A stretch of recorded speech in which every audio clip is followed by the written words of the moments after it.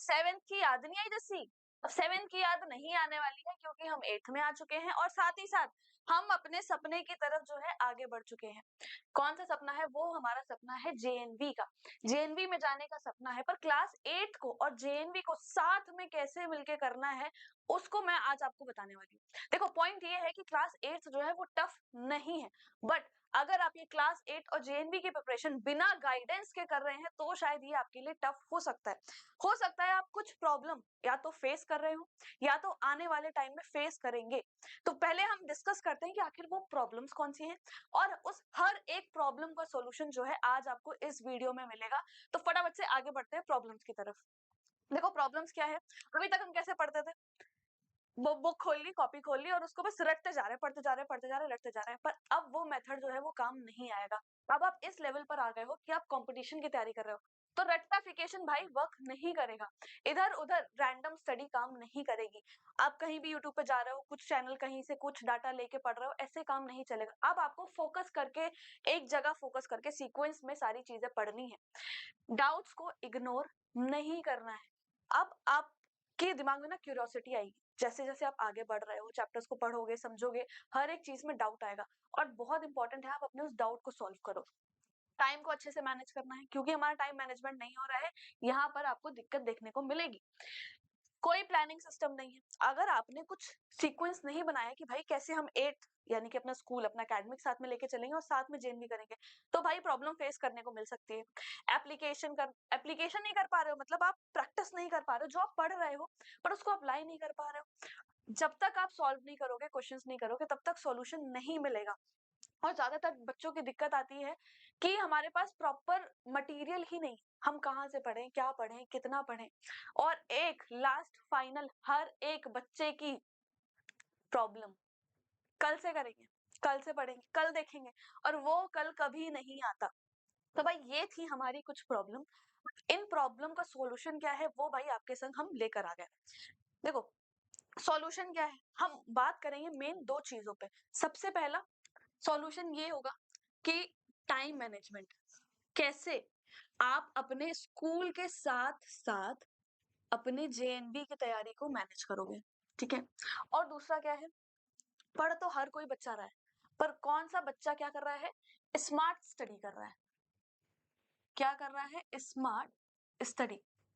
जरूरी नहीं है आप 9 घंटे पढ़ोगे तभी आप टॉप करोगे। कभी कभी होता है आप 3 से 4 घंटे भी पढ़ लो, ढंग से पढ़ लो, तब भी आप अपने वो जेएनवी का जो सपना है उसको पूरा कर सकते हो। तो टाइम मैनेजमेंट में हमें क्या ध्यान रखना है? देखो हमारे दिन दिन में जो भी कुछ टाइम पीरियड है उसको तो हम वैसे ही निकाल रहे हैं, कौन सा? जिसमें हम सो रहे हैं, ठीक है। और दूसरा जो हमारा स्कूल का टाइम है, ठीक है। 7 से 8 घंटे की नींद तो बच्चे को भैया लेनी है। और दूसरा क्या है, 7 घंटे के अप्रोक्स आपको स्कूल में भी टाइम देना है।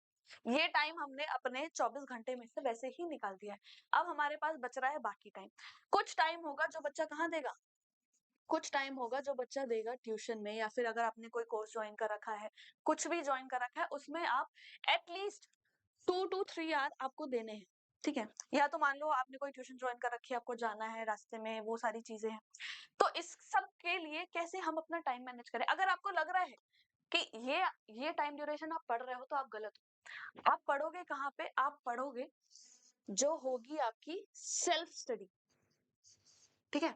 और ये एट लीस्ट मिनिमम 2 घंटे की होनी चाहिए। देखो पॉइंट ये है कि आप सिर्फ 2 घंटे, अपने 2 घंटे डेली के सेल्फ स्टडी पे देने, ठीक है। हम मैं आपका ये वाला टाइम भी थोड़ा बचा सकती हूँ, पूछो कैसे? ये टाइम बच सकता है अगर आप फोकस हो जाओ, आप इधर उधर रैंडम नहीं भटको, आप एक प्रॉपर कोर्स ज्वाइन कर सकते हो, ठीक है। एक प्रॉपर बुक ले सकते हो जहां पे आपको आपकी तैयारी का सारा कंटेंट मिल जाए। आप इधर उधर जाके दूसरों से पूछोगे कि कुछ कंटेंट मिल जाए, कहाँ पढ़ लूं, तो उससे सिर्फ टाइम वेस्ट होगा, ठीक है। और स्मार्ट स्टडी क्या करनी है? आपने सबसे पहले तो भैया अपनी एनसीईआरटी पे फोकस करना है, ठीक है। एनसीईआरटी एकदम लाइन बाय लाइन आपको पता होनी चाहिए। फिर आपने क्या लेनी है? एक स्टडी गाइड लेनी है, ठीक है। गाइड लेनी है भाई, गाइड बुक लेनी है। गाइड बुक आप कौन सी ले सकते हैं? देखो भाई वेदा एकेडमी की उन्होंने अपनी एक गाइड बुक जो है वो क्लास 9 वालों के लिए भी है और 6 वालों के लिए भी है। आपके पास उस बुक में आपको सारे सब्जेक्ट्स मिलेंगे जो आपके जेएनवी में आ रहे हैं। सारे सब्जेक्ट्स मिलेंगे, हिंदी और इंग्लिश सारे मीडिया दोनों मीडियम में अवेलेबल है। साथ ही साथ उसमें बहुत सारे प्रैक्टिस वाले क्वेश्चंस हैं, पीवाईक्यूज है। जो प्रॉब्लम आपको यहाँ पर देखने को मिल रही थी, आपका टाइम खराब हो रहा था इधर उधर डाइवर्ट होने में, वो नहीं होगा। दूसरा क्या है, आपके पास कोई प्लानिंग नहीं है, प्रैक्टिस का सिस्टम नहीं है, स्ट्रक्चर्ड मटेरियल नहीं है, ये सारा सॉल्व हो जा रहा है एक हमारी स्टडी गाइड से, ठीक है। और दूसरी चीज ये है, अगर आपका टाइम वेस्ट हो रहा है कि मतलब मैं यूट्यूब से ये टॉपिक पढ़ लेता हूँ, इस चैनल से ये टॉपिक पढ़ लेता हूँ, उसके लिए भी बहुत अच्छा सोल्यूशन है कि भाई वेदा एकेडमी जो है वो क्या लेकर आई है, वो आपके लिए आरंभ बैच जो है वो लेकर आ चुकी है। अब आरंभ बैच से फायदा क्या है? आरंभ बैच से पहली बात तो ये फायदा है कि आपको A to Z जितने भी हमारे टॉप एजुकेटर हैं वो आपको पढ़ाएंगे। यहाँ पर आपका डाउट जो है वो सॉल्व होगा, आपको प्रॉपर गाइड मिलेगी कि आपको क्या पढ़ना है, कितना पढ़ना है। ये सिर्फ आपके जेएनवी के लिए नहीं, ये आपके क्लास 8 के लिए भी बहुत इंपॉर्टेंट है। तो भाई बैच जो है वो हमारा ऑलरेडी शुरू हो चुका है 1 अप्रैल से। तो देरी ना करें, समय ना वेस्ट करें, क्योंकि जितना टाइम आप वेस्ट करेंगे उतना टाइम जो है वो आपको दोबारा पढ़ना पड़ेगा, रिवाइज करना पड़ेगा। तो उस चीज में आपने ध्यान रखना है। तो ये थे हमारे कुछ स्मार्ट स्टडी के तरीके और ये था टाइम मैनेजमेंट का तरीका। अब मैं आपको यहाँ पर एक क्वेश्चन दिखाती हूँ। तो ये क्वेश्चन जो है वो आपके इसी साल जेएनवी में आया हुआ था। यहाँ पे बस क्वेश्चन की लैंग्वेज में चेंज हो जाता है और बच्चे कंफ्यूज हो जाते हैं। तो भाई सिंपली इसने बोला था कि 12 मीटर अवे जो है वो अब मिरर से खड़ा हुआ है, ठीक है, प्लेन मिरर से हाउ फार उसको चलना पड़े कि वो अपनी इमेज से 6 मीटर की दूरी पर हो, ठीक है। और ये इमेज और ऑब्जेक्ट जो है हमने पढ़ा है सिमिलर दूरी पर होते हैं। तो 6 मीटर दूरी के लिए भाई उसको 9 मीटर जो है वो यहाँ से चलना पड़ेगा।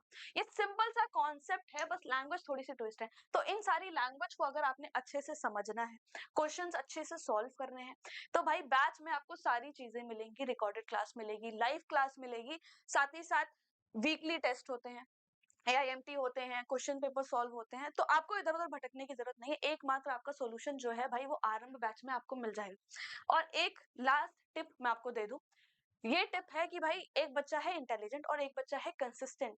तो भाई जो बच्चा लगातार डेली अपना टाइम थोड़ा थोड़ा ही सही, बहुत ज्यादा नहीं, थोड़ा थोड़ा ही सही डेली दे रहा है, तो वो उसको जीतने से कोई नहीं रोक सकता।